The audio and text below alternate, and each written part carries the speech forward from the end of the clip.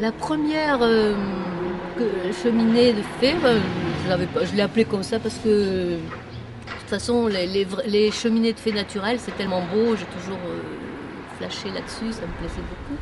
C'est pour ça que je les appelais comme ça.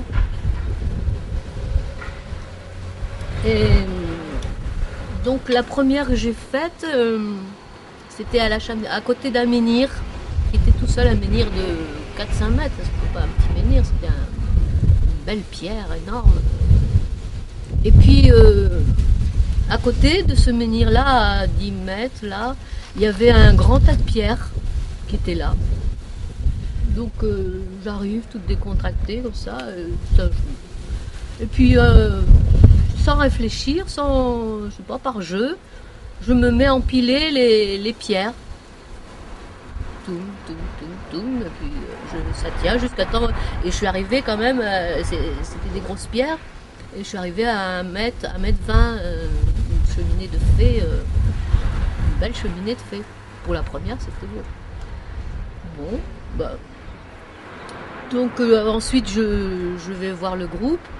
Et puis 2-3 minutes après, on regarde à l'horizon et on voit des points noirs qui arrivent, qui partent de l'horizon, très loin, on était sur un plateau. On se dit, qu'est-ce que c'est ça? Qu'est-ce qui arrive? Oh, ce sont des oiseaux, sans doute, ouais, des oiseaux. Est-ce que c'est des aigles? Alors ils s'approchent, ils s'approchent, ils s'approchent. Et en fait, c'était des vautours. Et ils se mettent à tourner autour de la cheminée. Autour de nous, quoi, au-dessus. Oh mince alors, dis donc. Ça, c'est étonnant. Ils viennent de tellement loin, ils ont été attirés par l'énergie produite là, parce qu'avant le menhir, il était là, il était plutôt endormi, quoi. Il faut le réveiller, parce que quand il reste comme ça, les énergies s'endorment. Et là, les oiseaux, et il en est venu 24 à se tourner, et ensuite ils nous ont suivis et ils ont continué à tourner autour de. Le deuxième, c'était donc on est parti, on a observé ça sans trop savoir qu'est-ce qui se passait. Et donc on va à deuxième stade. Et il y avait 2 menhirs à ce moment-là, 2 grands, ils étaient encore plus grands que le premier. Et ils étaient l'un à côté de l'autre, ça faisait une porte. Et à 10 mètres, il y avait une grande dalle plate, une belle dalle pierre d'angle, et des pierres comme ça, un tas de pierres à côté. Donc bon, je recommence, mais sans savoir, hein, par jeu. Ah ben, bon, ça m'avait un peu interpellé quand même, les oiseaux qui tournaient autour. Et oui, une grande dalle avec des pierres, donc pareil, je recommence, mais sans réfléchir, hein, comme ça, hein, il fallait simplement que les pierres tiennent bien. Je cherchais leur équilibre. Et puis arrivé à une certaine hauteur, ça tenait plus, bon ben, j'arrête. Et je rejoins les autres là. Et celui qui nous guidait, on regarde avec une drôle de tête, je dis, qu'est-ce qui se passe là? Mais il me dit, t'as vu ce que tu viens de faire? Voilà, je dis, oh, qu'est-ce que j'ai fait? J'ai encore fait. Non, non, je sais pas, j'ai fait une pile, voilà. Alors, mais il me dit, t'as fait le baudrier d'Orion. Ah bon? Ben oui, parce que les deux menhirs qui étaient là, c'est le baudrier, c'est la ceinture d'Orion, il y a ces 3 étoiles qui sont sur une courbe de Fibonacci. Ils ne sont pas en ligne droite, c'est une légère courbe. Et là, j'ai une photo aussi, avec ma pile, ça faisait les 3 étoiles du baudrier d'Orion. Et lui, justement, le matin, il avait donc mis dans son programme de travailler sur la constellation d'Orion. Et il dit, maintenant, tu l'as matérialisé sur Terre.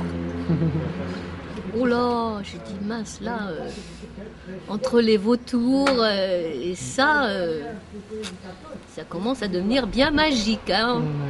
Alors j'ai dit, bon, ben, je vais continuer. Alors, j'ai continué. Chose importante. Et là, j'ai des photos, si c'est passé un truc important. J'ai des photos des entités qui sont présentées. Hein. Oh là là, au labyrinthe de Nébias. C'était vers le 20 août. Donc on était dans l'Aude et on allait au labyrinthe de Nébias avec le groupe pour visiter. Et ben moi je dis bon le soir j'étais dans ma voiture, je vais dormir toute seule, je vais dormir au labyrinthe de Nébias. J'ai les photos où j'ai dormi, j'ai ma petite chambre dans le labyrinthe. Enfin, c'est une forêt, je sais pas si vous connaissez, une forêt dans l'Aude à côté de Puyvert, c'est à côté des châteaux Cathares. Donc je vais dormir là-bas toute seule là. Ah, ça j'adore de toute façon. Alors, je cherche, je dis, bon, il me faut une petite chambre à coucher, enfin, un petit muret, tout ça, que je sois un petit peu abritée, avec un arbre, et j'ai ma natte, et puis je dors sur la natte, comme ça, au sol, par terre. Alors, j'arrive, et impeccable, j'ai la photo, alors, je trouve un petit muret, exactement ce que j'avais demandé, hein. Il y avait un arbre qui était là, et puis de l'autre côté, c'était un grand rocher. Oh, je dis, voilà. Je mets ma natte là, j'installe mon lit, tout ça. Et je regarde tout autour. Il y avait une clairière là, enfin, ça faisait un salon living, là, c'était bien. Alors, et puis je ne vois pas les esprits de la nature, mais je les sens.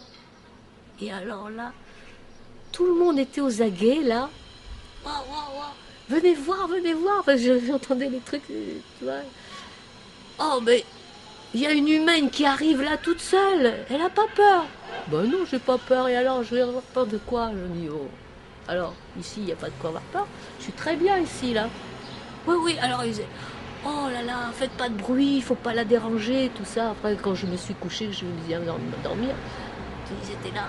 Oh, doucement. Une douceur. J'étais entourée. J'ai jamais de ma vie, parce que ma mère, elle n'était pas très douce, ni des câlins, j'avais pas eu non plus. C'était une douceur, j'étais câlinée, c'était merveilleux, un truc que je n'ai jamais connu. Hein. Bon, j'ai pris des photos aussi du soleil dans les arbres. Et alors, avant, c'était au coucher de soleil. Oui, c'était au coucher de soleil. Et je prenais mon appareil, je voyais le soleil, et d'un seul coup, arrivait une boule verte. Je le voyais dans mon écran, hein. Qu'est-ce que c'est qui venait se mettre à côté du soleil, là. J'ai leur photo, je vous montrerai. Cluc, je prends la photo, je regarde, et en effet, il y avait le soleil et à côté une boule verte. Un truc rond avec des... Oh, je dis, mince alors. Et après, je reprends une autre photo, il n'y avait rien, et vous revenez se mettre. Je l'ai 2 fois comme ça. C'est curieux, hein. Et c'était quoi? Bon, c'est une entité, c'est un esprit de la nature, je sais pas.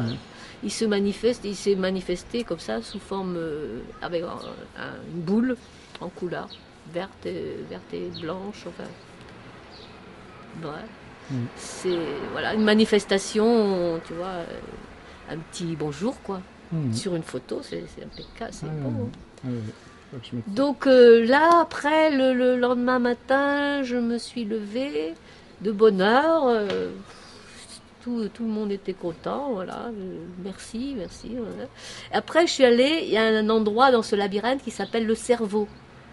Et les pierres ont vraiment la forme de circonvolution, ça fait un grand cerveau. Et donc là, j'ai senti que c'était un lieu qu'il fallait relier toutes les cheminées, les piles d'amour que j'ai faites et qui sont faites partout, sont reliées là, à la Chame des Bondons où j'ai commencé à faire mes piles le 21 juin dernier. C'est un lieu aussi très, très fort, et au labyrinthe de Nébias. Et puis en plus, ça se relie, maintenant ça va être relié aussi à Notre-Dame de la Garde. Ça c'est quelque chose de très très fort aussi.